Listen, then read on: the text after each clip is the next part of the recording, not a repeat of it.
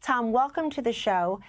Would you please comment on the specific granular plan that Sarah Carter has reported on, how in fact you're going to use trains, planes, and automobiles to repatriate these illegal migrants back to their home countries?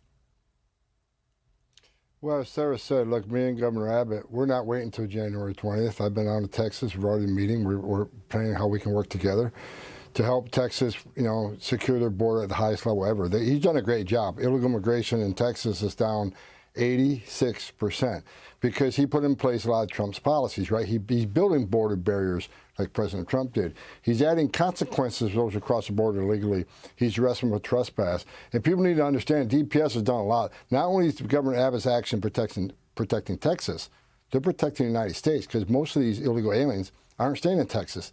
They're moving out of the country. Every ounce of fentanyl his trooper sees is less overdose deaths. Every person they arrest for trespass is one less getaway. So they get fingerprinted, they get vetted. At least we know they're not terrorists. But we're going to follow that model across the southwest border. But my plan is, and I've been very vocal about this, we're going to contract as much work out as we can.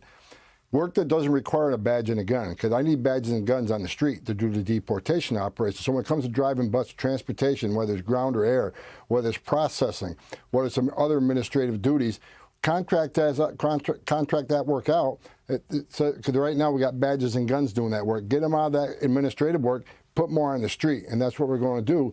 And if these sanctuary states and cities keep pushing back, I'll have the extra resources to double manpower in those sanctuary cities. Because if we can't arrest a bad guy in the jail with one agent, it means I got to send a whole team out in the field to find this person. And for officer safety reasons, we need a whole team rather than just one person. So this is a plan we're putting together, and Governor Abbott's come to the table. He's the first one to come to the table, and I accepted it and shook his hand and said, let's go, let's move forward, let's do it.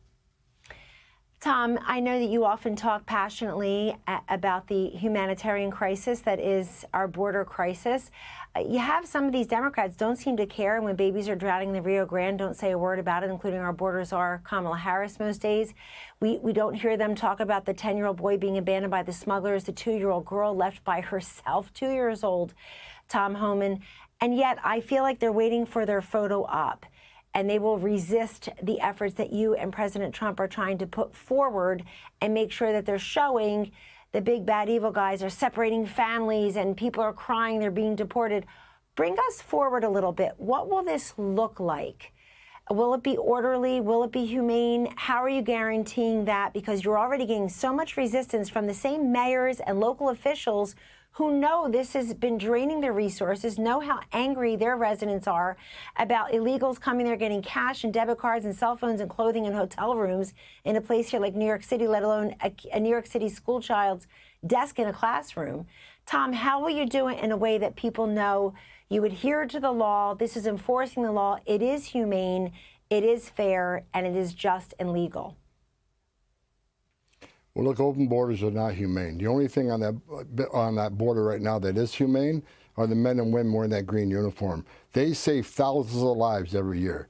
I've seen these men and women give CPR to babies that were thrown into the river by the cartel, because when they're chasing the boat of a smuggling load, so what the cartel members do, throw the baby in the water, then the Border Patrol have to jump in the water and save that baby rather than arresting the smuggler. Look, I've held dying children, I've held dead children. I've talked to little girls as young as 9 that were raped multiple times by criminal cartels. The border, open borders, cause death. They cause a rise in sexual assault of females and children. Under this administration, open border, sex trafficking is up over 600%. The number of people off the terrorist watch list is at a historic high. The amount of fentanyl coming across the open border have killed over 250,000 Americans. And that's just what open borders does. When President Trump had the most secure border of my lifetime, illegal immigration down 90%. When 90% less people were coming, how many babies weren't dying? How many women weren't being sexually assaulted? How many known suspected terrorists didn't make in the country? How many pounds of fentanyl didn't get in the country, kill Americans? Secure borders saves lives. But and that's where the humanitarian piece comes into place. Under Joe Biden, historic number of aliens have died crossing that border, 4,000. 250,000 Americans have died. the open border policies are killing aliens at record numbers, killing Americans at record numbers, and we're going to put a stop to it. We're going to secure the border. As far as sanctuary cities, I find it hard to believe that any mayor or governor wants to push back on ICE, because the president's been very clear. Right out of the gate, we're going to concentrate on public safety threats and national security threats. What elected official wants to tell his constituency, I'm okay with public safety threats in my community. I don't want ICE's help to remove these public safety threats. That's their number one responsibility, is the safety and security of the public of their communities. If they don't want to do it, ICE is going to do it. And with all the death threats and all the negative press right now, they can keep screaming all they want. ICE is going to do this job. I'm going to do this job. We're going to make these communities safer, and we're going to enforce the law. And if they don't want to help, instead decide don't help, fine, don't help. But don't get in our way. And I've said this for the past week over and over again.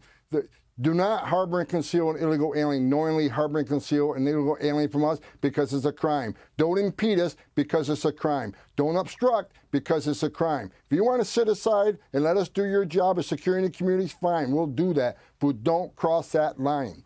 Tom Homan, you were a great colleague of mine and ours in the first Trump term, and you're one of the first appointees that he named, because he takes very seriously the need to do everything that you're describing. And Tom, when I interviewed you for my Here's the Deal show on Fox Nation, you made very clear that Biden and Harris really were the first administration in a long time who didn't make moves to secure the border. In just the remaining seconds we have, can you tell the audience why that would be? What commander-in-chief, what president and vice president would take steps that don't secure a border? Why?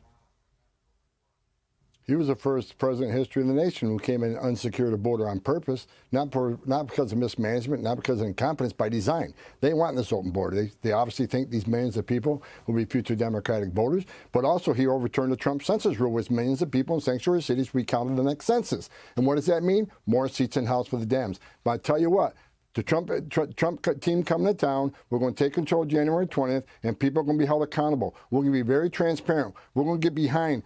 What did the United Nations have to do with this open border crisis? Who in the administration, the Biden administration, opened the doors on this humanitarian crisis? What NGOs were involved in this? We're going to be very transparent to American people, and we're going to tell them the truth, what happened on this border. Again, by design, and we're going to let the American people know who was involved, why, and hold them accountable.